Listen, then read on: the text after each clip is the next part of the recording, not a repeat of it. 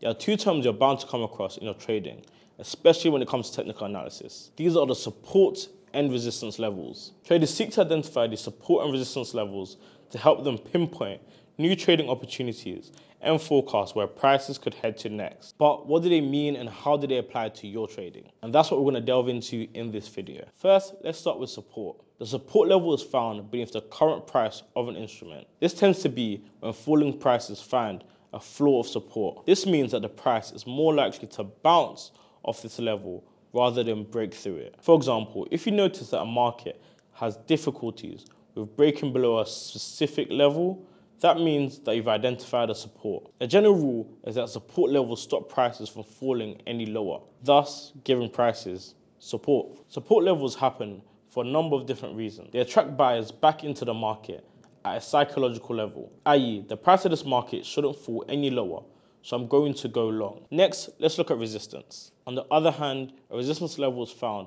above the current price of an instrument. Thus, it acts as a ceiling for prices as they rise. Resistance levels mean that the price is more likely to fall back from this level than break through it. As a general rule, it tends to stop prices from increasing further and acts as a price ceiling of resistance. Essentially, they encourage traders to lock in their positions and attract sellers back into the market, i.e., I don't think the market is going to go higher, so I'm going to close my position by selling. So, how can you find support and resistance? There's a wide range of tools and analytical methods to help you identify these levels. These include previous tops and bottoms, candlestick patterns, moving averages, trend lines, Bollinger Bands, and Fibonacci retracements. There's a very wide variety of methods indicating levels of support and resistance.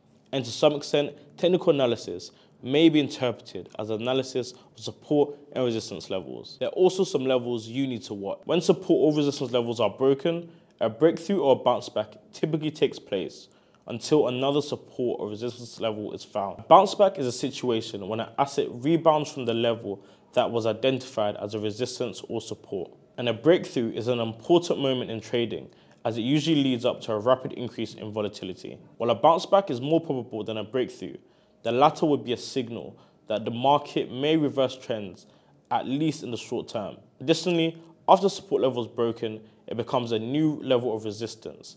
And when a resistance level is broken, it becomes a level of support. Make sure you follow XCB to learn more about trading and investing.